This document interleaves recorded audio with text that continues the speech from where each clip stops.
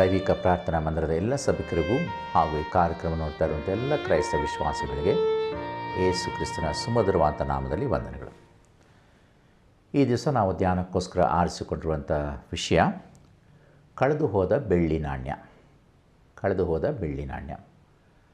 ಅದಕ್ಕೆ ಬೇಕಂತ ವಾಕ್ಯ ಭಾಗ ಲೂಕನ ಸುವರ್ತಮಾನ 15ನೇ ಅಧ್ಯಾಯ 8ನೇ ವಾಕ್ಯ. ಲೂಕನ ಸುವರ್ತಮಾನ 15ನೇ ಅಧ್ಯಾಯ 8ನೇ ವಾಕ್ಯ.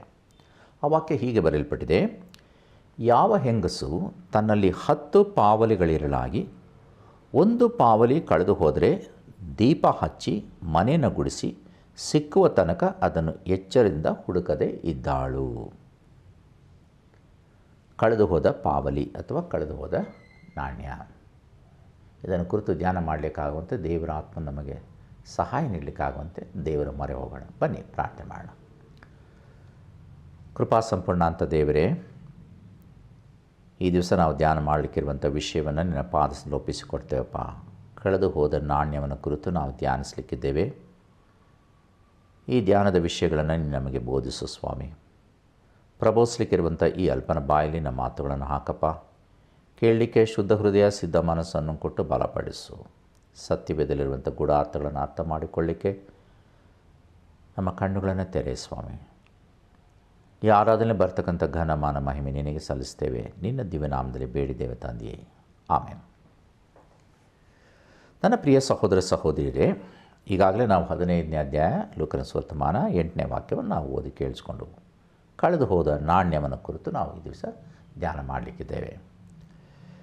ಇಸ್ರಾಯೇಲಿನ ಹೆಣ್ಣು ಮಕ್ಕಳು ಸಾಮಾನ್ಯವಾಗಿ 10 ಬೆಳ್ಳಿ ನಾಣ್ಯವನ್ನು ಕೂಡಿಸುವಂಥದ್ದು ಅವರಿಗೆ ಒಂದು ವಾಡಿಕೆ. ಕಾರಣ ಏನು ಗೊತ್ತಾ?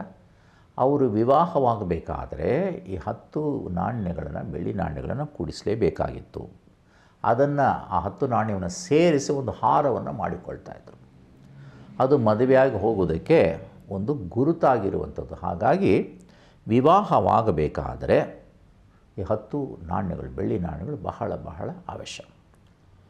ಒಂದು ಬೆಳ್ಳಿ ನಾಣ್ಯವನ್ನು ಸಂಪಾದಿಸಬೇಕಾದರೆ ಒಂದು ಬೆಳಿಗ್ಗೆಯಿಂದ ಹಿಡಿದು ರಾತ್ರಿವರೆಗೂ ಕಠಿಣವಾದ ಪರಿಶ್ರಮವನ್ನು ಮಾಡಿ, ಕಠಿಣವಾದ ಕೆಲಸವನ್ನು ಮಾಡಿದರೆ ಒಂದು ದಿನದ ಕೂಲಿ ಒಂದು ಬೆಳ್ಳಿ ನಾಣ್ಯ.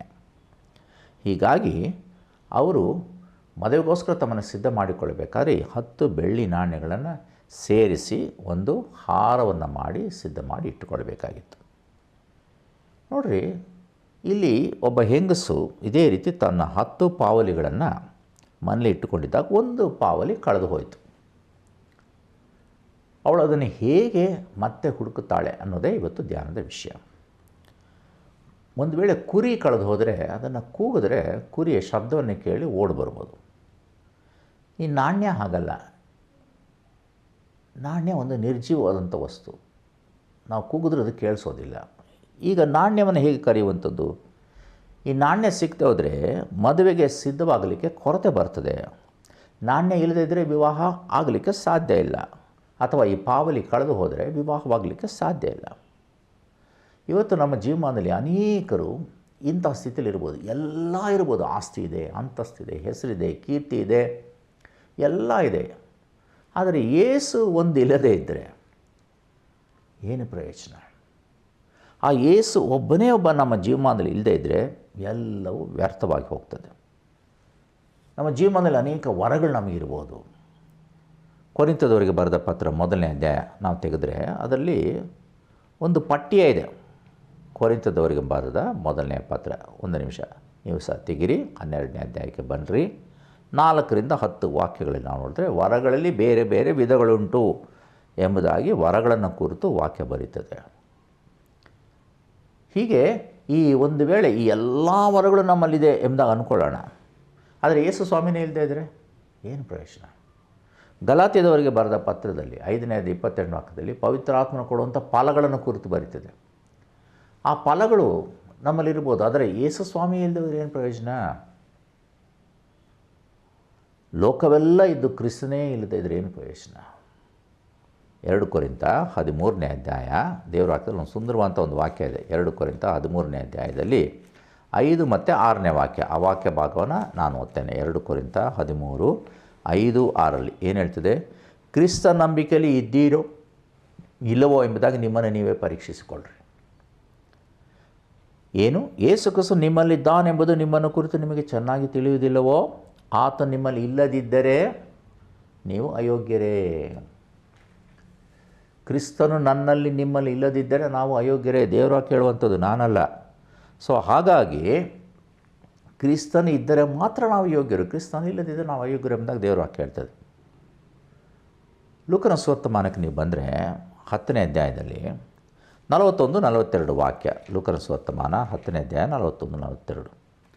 ಸ್ವಾಮಿ ಆಕೆಗೆ, ಮಾರ್ತಳೇ ಮಾರ್ತಳೇ, ನೀನು ಅನೇಕ ವಿಷಯವಾಗಿ ಚಿಂತೆಯಲ್ಲೂ ಗಡಿಬಿಡಿಯಲ್ಲೂ ಸಿಕ್ಕಿಕೊಂಡಿದ್ದಿ. ಕೆಲವು ಮಾತ್ರ ಬೇಕಾದದ್ದು, ಅಥವಾ ಒಂದೇ. ಮರಿಯಳು ಆ ಒಂದೇ, ಅಂದರೆ ಆ ಉತ್ತಮ ಭಾಗವನ್ನು ಆರಿಸಿಕೊಂಡಿದ್ದಾಳೆ, ಅದು ಆಕೆಯಿಂದ ತೆಗೆಯಲ್ಪಡುವುದಿಲ್ಲ ಅಂತ ಉತ್ತರ ಕೊಟ್ಟನು. ಯಾವುದು ಉತ್ತಮ ಭಾಗ? ಕರ್ತನ ಪಾದಸನದಲ್ಲಿ ಇರುವಂಥದ್ದು. ಮರಿಯಳು ಕರ್ತನ ಪಾದಸನದಲ್ಲಿ ಯಾವಾಗಲೂ ಇರುತ್ತಿದ್ಲು. ಕರ್ತನು ಯಾವಾಗೆಲ್ಲ ಲಾಜರನ ಮನೆಗೆ ಬರ್ತಿದ್ನೋ ಆಗೆಲ್ಲ ಈ ಮರಿಯಳು ದೇವರ ಆ ಪಾದದ ಬಳಿಯಲ್ಲಿ ಕುಳಿತುಕೊಂಡು ಆತನು ಏನು ಹೇಳ್ತಾನೋ ಅದನ್ನು ಕೇಳಿಸ್ಕೊಳ್ತಾ ಇದ್ಲು. ಇವತ್ತು ಭಾಳ ಪ್ರಮುಖವಾದಂಥ ವಿಷಯ ಏನೆಂದರೆ, ನಾವು ಎಲ್ಲಿಯೋ ಕುಳಿತುಕೊಂಡಿರುವುದಿಲ್ಲ ಅಥವಾ ಏನನ್ನೋ ಕೇಳಿಸ್ಕೊಳ್ಳುವಂಥದ್ದಲ್ಲ, ಬದಲಾಗಿ ದೇವರ ಸನ್ನಿಧಿಯಲ್ಲಿ ಬಂದು ದೇವರ ವಾಕ್ಯವನ್ನು ಕೇಳಿಸಿಕೊಳ್ಳೋದಕ್ಕೆ ಬಹಳ ಪ್ರಾಮುಖ್ಯತೆ ನಾವು ಕೊಡಬೇಕು. ಅದೇ ಉತ್ತಮವಾದ ಭಾಗ ಎಂಬುದಾಗಿ ಈ ಮುಖಾಂತರ ದೇವರು ಹೇಳ್ತಾನೆ.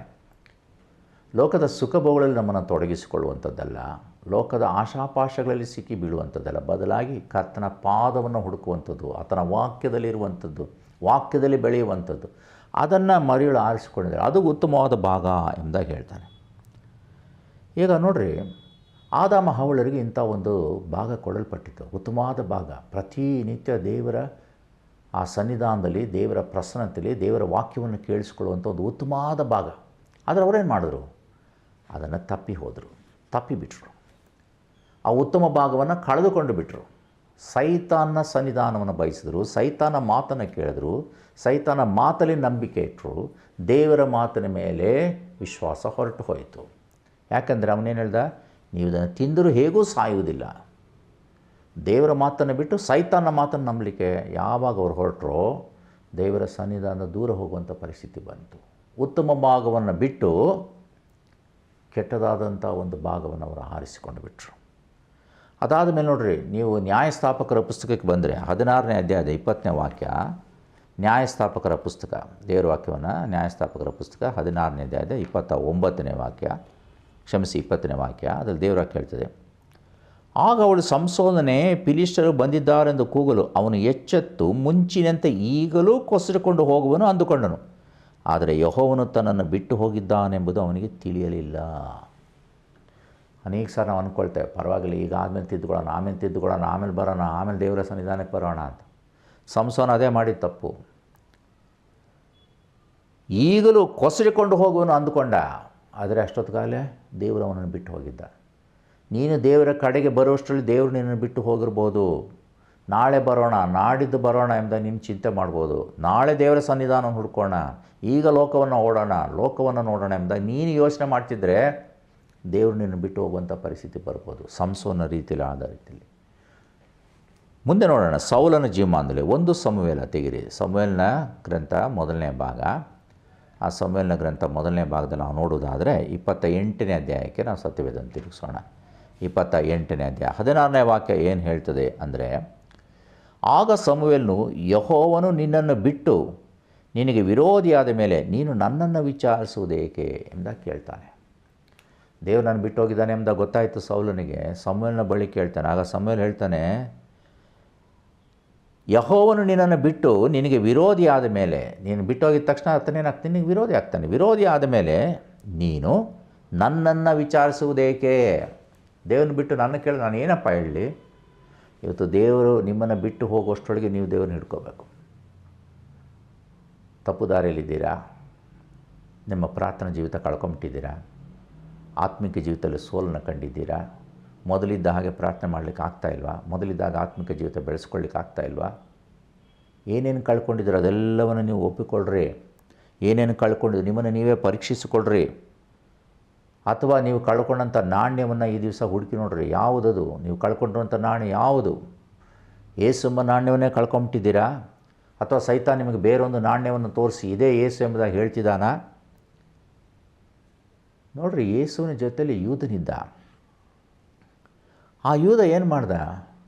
ಅಮೂಲ್ಯವಾದಂಥ ನಾಣ್ಯ ಯೇಸು, ಅವನನ್ನು ಬಿಟ್ಟು ಸೈತಾನ್ ತೋರಿಸಿದಂಥ 30 ಬೆಳ್ಳಿ ನಾಣ್ಯಕ್ಕೆ ಆಸೆಪಟ್ಟ. ಯೂದನು ಯಾರು?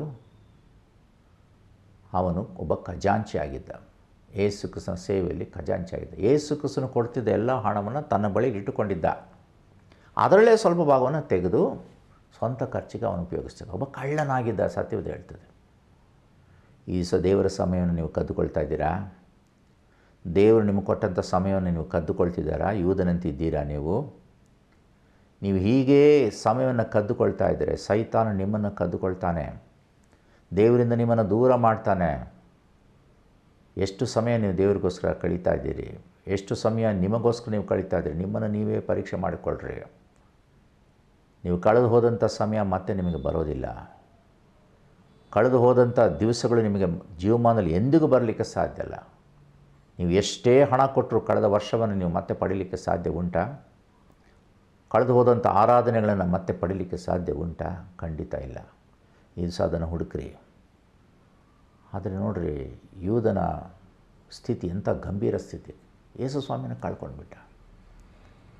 ಅಮೂಲ್ಯವಂತ ರತ್ನವನ್ನು ಕಳ್ಕೊಂಡು ಬಿಟ್ಟ.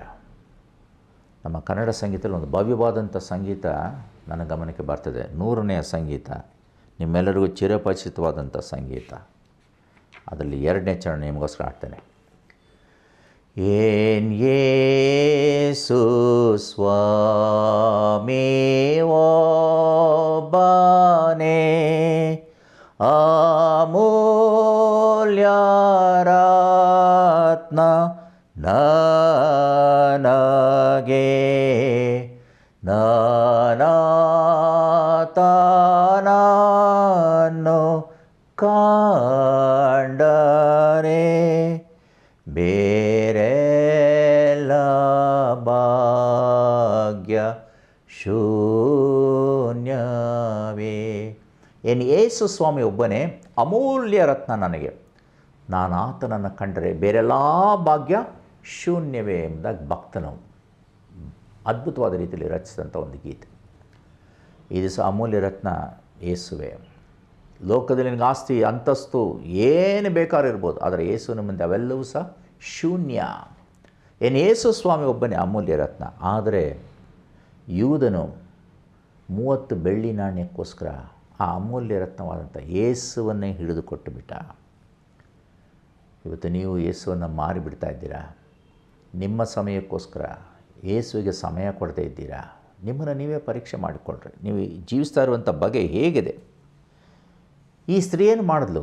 ಈಗ ಪಾವಲಿ ಕಳೆದು ಹೋಯಿತು. ಅವಳು ಮಾಡಿದಂಥ ಕಾರ್ಯ ಏನು? ಪ್ರಮುಖವಾಗಿ ಆಕೆ 3 ಕಾರ್ಯವನ್ನು ಮಾಡ್ತಾಳೆ. ಮೊದಲನೇ ಕಾರ್ಯ, ಅವಳೇನು ಮಾಡ್ತಾಳೆ? ದೀಪ ಹಚ್ಚಿದಳು ಎಂಬುದಾಗಿ ದೇವರಾಗ ಹೇಳ್ತದೆ. ಆಕೆ ದೀಪವನ್ನು ಹಚ್ಚಿದಳು. ಮೊದಲನೆಯ ಕಾರ್ಯ. ಕಳೆದು ಹೋದಂಥ ಪಾವಲಿನ ಹುಡುಕಬೇಕಾದರೆ ನಾನು ನೀನು ದೀಪವನ್ನು ಹಚ್ಚಬೇಕು. ಯಾವ ದೀಪ ಹಚ್ತೀರಾ? ಈಗೇನು ದೀಪ ಹಚ್ಚಕ್ಕೆ ನಿಮಗೆ ಬೇಕಾದಷ್ಟು ವಿಧ ವಿಧವಾದಂಥ ದೀಪ ಇದೆ ಭೂಲೋಕದಲ್ಲಿ ಅಲ್ವಾ? ಯಾವ ದೀಪ ಹಚ್ತೀರಾ? ನಮ್ಮ ಕನ್ನಡ ಕೀರ್ತನೆಗಳಲ್ಲಿ ಒಂದು ದೀಪವನ್ನು ಕುರಿತು ಭವ್ಯವಾದಂಥ ಒಂದು ಕೀರ್ತನೆ ಇದೆ.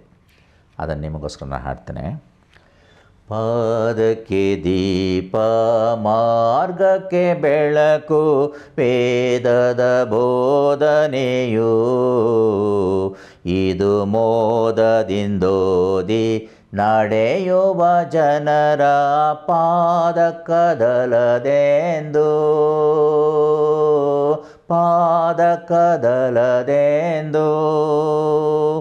ಮಾನವರನ್ನು ಬೋಧಿಸೆ ದೈವ ಜ್ಞಾನದ ವೇದವಿದು ಇದರ ಧ್ಯಾನವ ಮಾಡುತ್ತ ನಡೆಯುವ ಜನರು ಮಾನವ ಹೊಂದುವರು.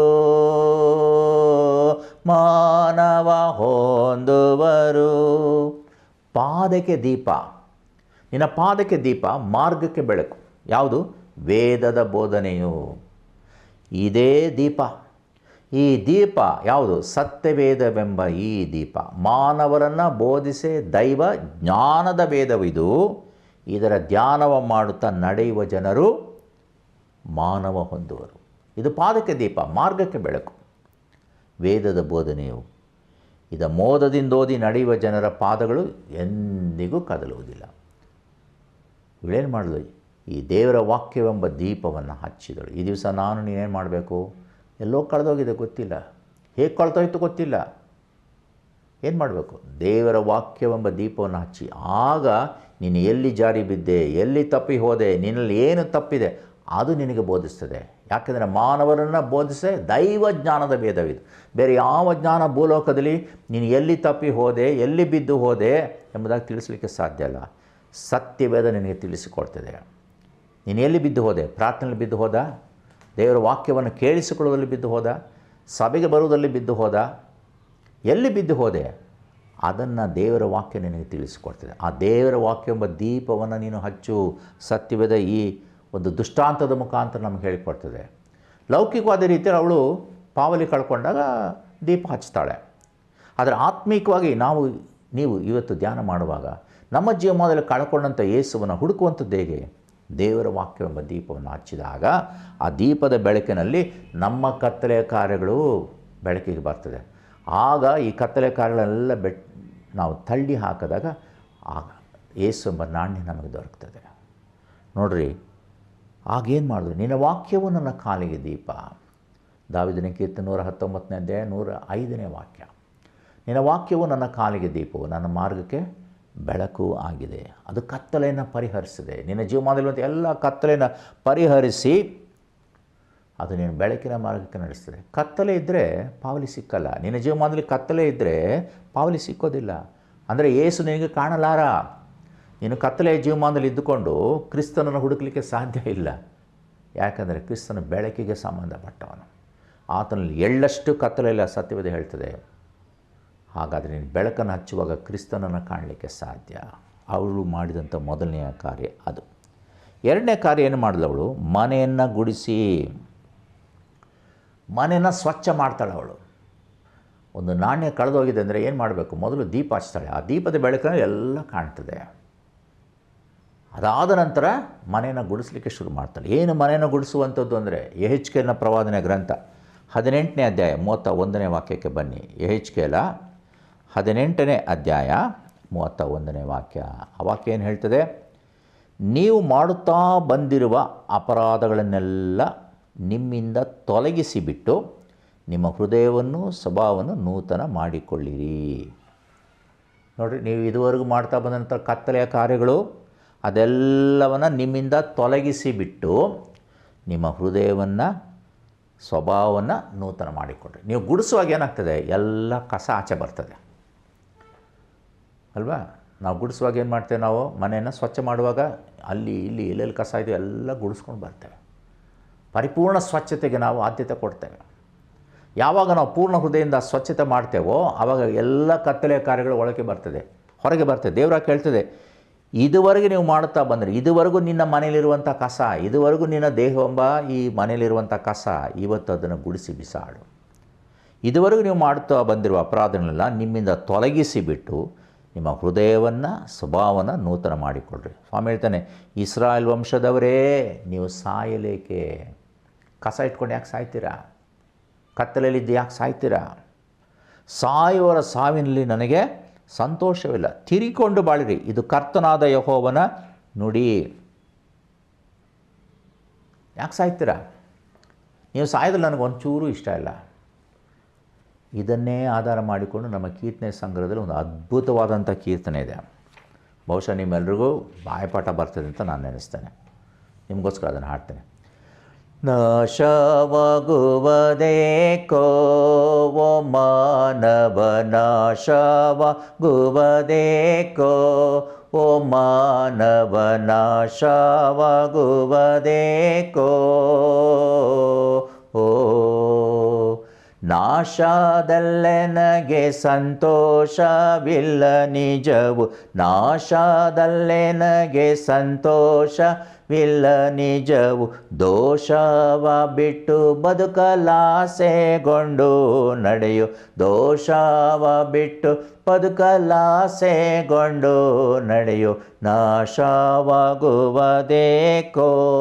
ಓ ಮಾನವ ನಾಶವಾಗುವುದೇಕೋ. ಓ ನೋಡ್ರಿ, ಯಾಕೆಪ್ಪ ನಾಶ ಆಗ್ತೀಯ? ಮೋಸದಾರಿಯಲ್ಲಿದ್ದಿ, ಈ ಲೋಕದ ದಾಸತನದಲ್ಲಿದ್ದಿ, ಈ ಶರೀರದ ದುರಿತಾಸೆಗಳನ್ನು ಬಳಸಿ ಪಾಶದೊಳಗೆ ಸಿಕ್ಕಿ ವಾಸ ಮಾಡುವುದೇಕೋ, ಓ ಮಾನವ ನಾಶವಾಗುವುದೇಕೋ ಎಂಬುದಾಗಿ ಭಕ್ತನ ಆಡ್ತಾನೆ.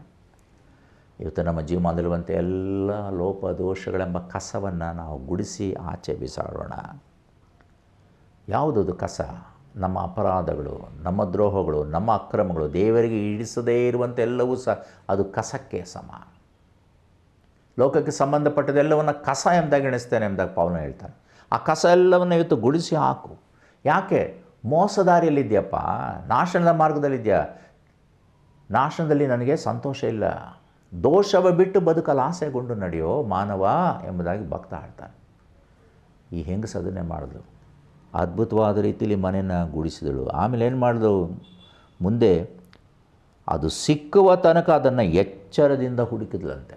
ಸಿಕ್ಕುವ ತನಕ, ಅದು ದೊರಕುವ ತನಕ. ಹೇಗೆ? ದೇವರನ್ನು ಹೇಗೆ ಹುಡುಕಬೇಕಂತೆ? ಕಳೆದು ಹೋದಂಥ ನಾಣ್ಯವನ್ನು ಹೇಗೆ ಹುಡುಕಬೇಕು? ಕಳೆದು ಹೋದಂಥ ಆಶೀರ್ವಾದ ಸಿಕ್ಕುವ ತನಕ ಹುಡುಕಿರಿ. ಕಳೆದು ಹೋದಂಥ ಪ್ರಾರ್ಥನಾ ಜೀವಿತ ಮತ್ತೆ ದೊರೆಯುವ ತನಕ ಹುಡುಕಿರಿ. ದೇವರ ಕೇಳ್ತದೆ. ಯಾಕೆ? ಇನ್ನು ದೇವರಾದ ಕರ್ತನ ಯಾವ ರೀತಿ ಪ್ರೀತಿ ಮಾಡಬೇಕು? ಪೂರ್ಣ ಮನಸ್ಸಿಂದ. ಧರ್ಮೋಪದೇಶ ಕಾಂಡ ತೆಗಿರಿ, 4ನೇ ಅಧ್ಯಾಯ 29ನೇ ವಾಕ್ಯ. ಆ ವಾಕ್ಯ ಈ ರೀತಿ ಬರೆಯಲ್ಪಟ್ಟಿದೆ. ನೀವು ಸಂಪೂರ್ಣ ಹೃದಯದಿಂದಲೂ ಮನಸ್ಸಿನಿಂದಲೂ ನಿಮ್ಮ ದೇವರಾದ ಯೆಹೋವನನ್ನು ಹುಡುಕಿದರೆ ಆತನು ನಿಮಗೆ ಸಿಕ್ಕುವನು. ಹೇಗೆ ಹುಡುಕಬೇಕಂತೆ? ನಿಮ್ಮ ದೇವರಾದ ಕರ್ತನನ್ನು ಸಂಪೂರ್ಣ ಹೃದಯದಿಂದಲೂ ಮನಸ್ಸಿನಿಂದಲೂ ಹುಡುಕಿದರೆ ಆತ ನಿಮಗೆ ಸಿಕ್ಕುವನು. ಅರ್ಧಂಬರ್ಧ ಮನಸ್ಸಲ್ಲ, ಅರ್ಧಂಬರ್ಧ ಗುಡಿಸಲಿಲ್ಲ ಅವಳು.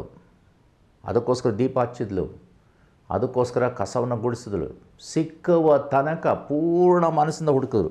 ಇವತ್ತು ನಾವು ಸಹ ಅದೇ ರೀತಿ ಪೂರ್ಣ ಮನಸ್ಸಿಂದ ದೇವರನ್ನ ಹುಡುಕುವುದಾದರೆ ದೇವರ ಕೇಳ್ತದೆ, ಆತ ನಮಗೆ ದೊರೀತಾನೆ. ಯೆಶಾಯ ಪ್ರವಾದನೆ ಗ್ರಂಥ 55ನೇ ಅಧ್ಯಾಯ 6ನೇ ವಾಕ್ಯದಲ್ಲಿ ಒಂದು ವಾಕ್ಯ ಇದೆ. ಹೇಗೆ ಇದೆ ಅಂದರೆ, ಯೆಹೋವನು ಸಿಕ್ಕುವ ಕಾಲದಲ್ಲಿ ಆತನನ್ನು ಆಶ್ರಯಿಸಿರಿ, ಆತನು ಸಮೀಪದಲ್ಲಿರುವಾಗ ಆತನಿಗೆ ಬಿನ್ನಹ ಮಾಡಿರಿ. ಸಿಕ್ಕುವ ಸಮಯ, ಇದು ಸಿಕ್ಕುವ ಸಮಯ, ಕೃಪಾಕಾಲದಲ್ಲಿದ್ದೇವೆ. ಈಗ ನಾವು ಹುಡುಕಬೇಕೆಂಬುದಾಗಿ ದೇವರ ವಾಕ್ಯ ಹೇಳ್ತದೆ. ಈಗಲೇ ಹುಡುಕಿರಿ. ಇನ್ನೇನು ಆತನ ಮಧ್ಯಾಕಾಶಕ್ಕೆ ಬರೋಕ್ಕಂಥ ಸಮಯ ಹತ್ತಿರ ಆಗ್ತದೆ. ಮಧ್ಯಾಕಾಶಕ್ಕೆ ಬಂದಮೇಲೆ ಹುಡುಕೋದಲ್ಲ, ಈಗಲೇ ಹುಡುಕಿರಿ ಎಂಬುದಾಗಿ ದೇವರ ವಾಕ್ಯ ಹೇಳ್ತದೆ. ಈಗಲೇ ಹುಡುಕುವಾಗ ಆತ ನಮಗೆ ದೊರೆಯುತ್ತಾನೆ. ನೋಡ್ರಿ, ಈಗ ಆ ಹುಡುಗಿ, ಆ ಸ್ತ್ರೀ ಏನಪ್ಪ ಮಾಡಿದ್ಲು ಅಂದರೆ, ಆ ಹೆಂಗಸು ಸಿಕ್ಕುವ ತನಕ ಅದನ್ನು ಎಚ್ಚರದಿಂದ ಹುಡುಕುತ್ತಾಳೆ. ಎಚ್ಚರವಾಗಿದ್ದು ಪ್ರಾರ್ಥಿಸಬೇಕು, ಎಚ್ಚರವಾಗಿದ್ದು ದೇವರನ್ನು ಹುಡುಕಬೇಕು, ಆಸಕ್ತಿಯಿಂದ ಹುಡುಕಬೇಕು. ಸರಿ, ಸಿಕ್ಕಿದ ಮೇಲೆ ಏನಾಯಿತು? 9ನೇ ವಾಕ್ಯ. ಸಿಕ್ಕಿದ ಮೇಲೆ ಆಕೆಯು ತನ್ನ ಗೆಳತಿಯರನ್ನು, ನೆರೆಹೊರೆಯನ್ನು ಕೂಡಿಸಿ, ಕಳೆದು ಹೋಗಿದ್ದ ಪಾವಲಿ ಸಿಕ್ಕಿತು, ನನ್ನ ಸಂಗಡ ಸಂತೋಷಿಸಿರಿ ಎಂದು ಹೇಳುವಳಲ್ಲವೇ. ತುಂಬ ಖುಷಿಯಾಯಿತು, ನಾನು ಕಳ್ಕೊಂಬಿಟ್ಟಿದ್ದೆ, ಈಗ ವಿವಾಹವಾಗಲಿಕ್ಕೆ ಬೇಕಾದಂಥ ಹಾರ ನನಗೆ ಸಿಕ್ಕಿಬಿಡ್ತು. ನೀವು ಸಹ ಕಳ್ಕೊಂಡಿರ್ಬೋದು. ಯೇಸು ಕ್ರಿಸ್ತ ನಮ್ಮ ಮೊದಲಿಂಗನ ಜೊತೆ ನಿಮ್ಮ ವಿವಾಹ ಸಿದ್ಧವಾಗ್ತಾ ಇದೆ. ಜ್ಞಾಪಕ ಇರಲಿ, ನಾವು ಮೊದಲಗಿತ್ತಿಯರು. ನಾವು ಆ ಬೆಳ್ಳಿ ನಾಣ್ಯ ಕಳ್ಕೊಂಡ್ರೆ ಹಾರ ಸಿದ್ಧವಾಗಲಿಕ್ಕೆ ಸಾಧ್ಯ ಇಲ್ಲ. ಈಗ ಅದು ಸಿಕ್ಕುವ ತನಕ ಹುಡುಕಬೇಕು. ಅದು ಜೋಡಣೆ ಆದರೆ, 10 ಪಾವಲಿ ಆದರೆ, 10 ಬೆಳ್ಳಿ ನಾಣ್ಯ ಆದರೆ ಆಗ ನಾನು ವಿವಾಹಕ್ಕೆ ಸಿದ್ಧ. ಕಳ್ಕೊಂಡಿದ್ಯಾ? ಹುಡುಕು. ಯಾವ ರೀತಿ ಹುಡುಕು? ಎಚ್ಚರಿಕೆಯಿಂದ. ಸಿಕ್ಕುವ ತನಕ ಹುಡುಕು. ನೋಡ್ರಿ, ಏನಾಯಿತು? ಅವಳು ಸಿಕ್ಕುವ ತನಕ ಹುಡುಕಿದ್ದರ ನಿಮಿತ್ತವಾಗಿ ಸಿಕ್ಕಿತು. ಭಾಳ ಸಂತೋಷ ಆಯಿತು. ಗೆಳತಿಯರನ್ನ ಕರೆಸ್ತಾರೆ, ಅಕ್ಕಪಕ್ಕದವ್ರನ್ನ ಕರೆಸ್ತಾರೆ, ನನಗೆ ಪಾವಲಿ ಸಿಕ್ತು. ಈ ದಿವಸ ಭೂಲೋಕದಲ್ಲಿ ಒಂದು ದೊಡ್ಡದಾದಂಥ ಆಸ್ತಿ ಅಂತಸ್ತು ಅಂದರೆ ಯಾವುದಪ್ಪ ಅಂದರೆ ಯೇಸು ಸ್ವಾಮಿ. ಒಂದು ದೊಡ್ಡ ನಿಧಿ ಸಿಕ್ಕದ ಹಾಗೆ. ಯಾಕೆ? ಪಾಪದ ಜೀವಿತದಲ್ಲಿದ್ದೇವೆ. ಈ ಪಾಪದ ಜೀವಿತದಲ್ಲಿ ಇದೇ ರೀತಿ ಮುಂದುವರೆದು ನರಕ ಕೊಟ್ಟಾಗ್ತೇವೆ. ಆ ನರಕದಿಂದ ತಪ್ಪಿಸಿದಂಥ ಒಂದು ದೊಡ್ಡದಾದಂಥ ಸೌಭಾಗ್ಯ ಯೇಸು ಕ್ರಿಸ್ತನಲ್ಲಿದೆ. ನಮ್ಮ ಉಜ್ಜೀವನ ಗೀತೆಗಳಲ್ಲಿ ಒಂದು ರಮ್ಯವಾದಂಥ ಗೀತೆ ಇದೆ, 96ನೇ ಗೀತೆ. ಆ ಗೀತೆ ನಾನು ನಿಮಗೋಸ್ಕರ ಹಾಡ್ತೇನೆ. ಕಂಡುಕೊಂಡೇ ಒಂದು ನಿಧಿಯ ಪಡೆದುಕೊಂಡೆ ಒಂದು ಬೊಕ್ಕಸ, ಕಂಡುಕೊಂಡೆ ಒಂದು ನಿಧಿಯ. ಪಡೆದುಕೊಂಡೆ ಒಂದು ಬೊಕ್ಕಸ, ಯೇಸುವೇ ನನ್ನ ರಕ್ಷಕ, ಯೇಸುವೇ ನನ್ನ ರಾಜ, ಯೇಸುವೇ ನನ್ನ ರಕ್ಷಕ, ಯೇಸುವೇ ನನ್ನ ರಾಜ. ಸರ್ವಶಕ್ತನು ನನ್ನ ಸ್ವಂತನಾದನು, ಸಾವ ಗೆದ್ದನು ನನ್ನ ಜೀವವಾದನು. ಸರ್ವಶಕ್ತನು ನನ್ನ ಸ್ವಂತನಾದನು, ಸಾವ ಗೆದ್ದನು ನನ್ನ ಜೀವವಾದನು. ಆಹಾ ಇದು ಅತಿಶಯ ತಾನೇ, ಓಹೋ ಇದು ಸತ್ಯವು ತಾನೇ. ಆಹಾ ಇದು ಅತಿಶಯ ತಾನೇ, ಓಹೋ ಇದು ಸತ್ಯವು ತಾನೇ. ಕಂಡುಕೊಂಡೆ ಒಂದು ನಿಧಿಯ, ಪಡೆದುಕೊಂಡೆ ಒಂದು ಬೊಕ್ಕಸ. ಯಾವುದಾ ಬೊಕ್ಕಸ?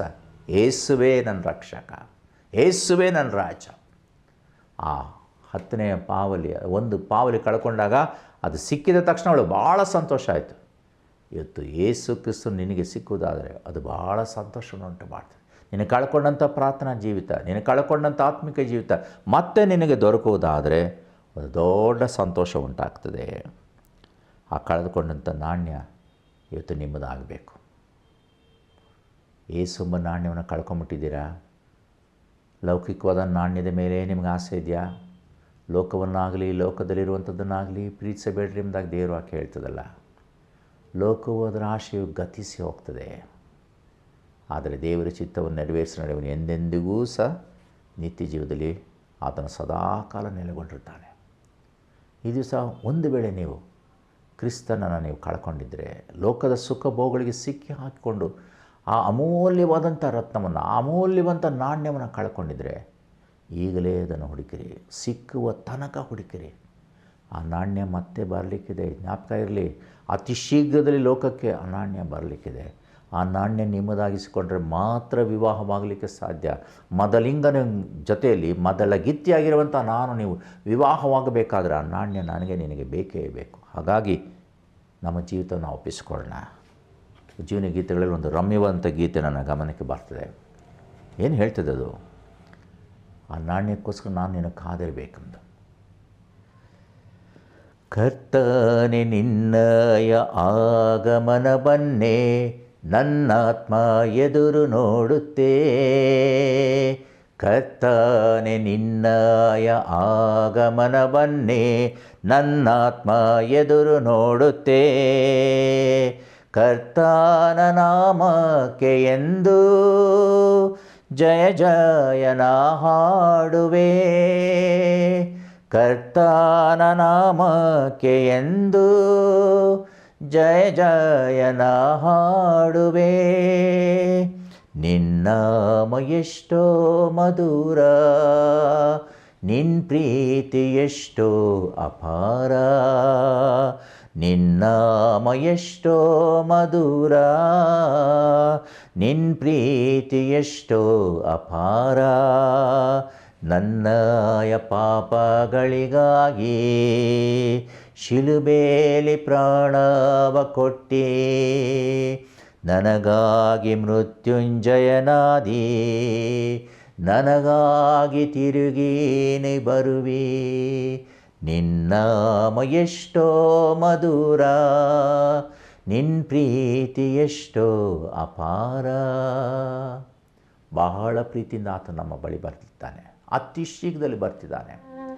ನಾವು ಹೇಳೋಣ, ಕರ್ತನೇ ನಿನ್ನೆ ಆಗಮನಕ್ಕೆ ನನ್ನ ಆತ್ಮ ಎದುರು ನೋಡುತ್ತೆ.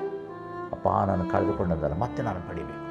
ಈ ದಿವಸ ಯೇಸು ಕ್ರಿಸ್ತನ ಅಮೂಲ್ಯ ರತ್ನವನ್ನು ನೀವು ಕಳ್ಕೊಂಡಿರುವುದಾದರೆ ಅದನ್ನು ಎದುರು ನೋಡಿರಿ. ಅದು ಹುಡುಕಿ ಸಿಕ್ಕುವ ತನಕ ಹುಡುಕ್ರಿ. ಮನೆಯಲ್ಲಿ ದೀಪವನ್ನು ಬೆಳಗಿಸಿರಿ, ವಾಕ್ಯ ಎಂಬ ದೀಪವನ್ನು ಬೆಳಗಿಸಿರಿ. ಮನೆಯನ್ನು ಗುಡಿಸಿರಿ, ಎಲ್ಲ ಅಶುದ್ಧತ್ವವನ್ನು ತೆಗೆದು ಹಾಕಿರಿ. ಸಿಕ್ಕುವ ತನಕ ಎಚ್ಚರ ನಮಗೆ ಸಿಕ್ಕಿದಾಗ ದೊಡ್ಡ ಸಂತೋಷ. ಕಂಡುಕೊಂಡೆ ಒಂದು ನಿಧಿಯ, ಪಡೆದುಕೊಂಡೆ ಒಂದು ಬೊಕ್ಕಸ. ಆ ಬೊಕ್ಕಸ ಯೇಸು ಕರ್ತನು. ಹಾಗಾಗಿ ನಮ್ಮ ಜೀವನದಲ್ಲಿ ಕಳ್ಕೊಂಡಂಥ ಎಲ್ಲವನ್ನು ಹಿಂತಿರುಗಿಸಿಕೊಡ್ಲಿಕ್ಕೆ ಆತನು ಬರ್ತಾನೆ. ಆತನ ಹುಡುಕೋಣ. ಬನ್ನಿ ಪ್ರಾರ್ಥನೆ ಮಾಡೋಣ. ಪರಿಶುದ್ಧನಾಂಥ ದೇವರೇ, ಕಳೆದು ಹೋದ ಪಾವಲಿನ ಕುರಿತು ಧ್ಯಾನಿಸಿದ್ದೇವಪ್ಪ. ಈ ವಾಕ್ಯದಲ್ಲಿರುವಂಥ ಸತ್ಯಾಂಶಗಳನ್ನು ಅರ್ಥ ಮಾಡಿಕೊಳ್ಳಿಕ್ಕಾಗುವಂತೆ ನಿನ್ನ ಕೃಪಾ ಸಹಾಯಕ್ಕೋಸ್ಕರ ಬೇಡಿಕೊಳ್ತೇವೆ. ನಿನ್ನ ಬರುವಿಕೆಗೆ ನಮ್ಮನ್ನು ಸಿದ್ಧಗೊಳಿಸು ಸ್ವಾಮಿ. ಪಾವಲಿನ ಪಡ್ಕೊಂಡು ಮದಲಿಂಗನ ಜೊತೆಯಲ್ಲಿ ವಿವಾಹವಾಗಲಿಕ್ಕೆ ನಾವು ಸಿದ್ಧಗೊಳ್ಳಲಿಕ್ಕೆ ಕೃಪೆ ಕೊಟ್ಟು ಬಲಪಡಿಸು. ಸ್ತುತಿ, ಘನ, ಮಾನ, ಮಹಿಮೆ ನಿನಗೆ ಸಲ್ಲಿಸ್ತೇವೆ. ನಿನ್ನ ದಿವನಾಮದಲ್ಲಿ ಬೇಡಿದ್ದೇವೆ ತಂದೆಯೇ, ಆಮೇಲೆ. ಕರ್ತನ ನಿಮ್ಮನ್ನೆಲ್ಲ ಆಶೀರ್ವದಿಸಿ ನಡೆಸಲಿ.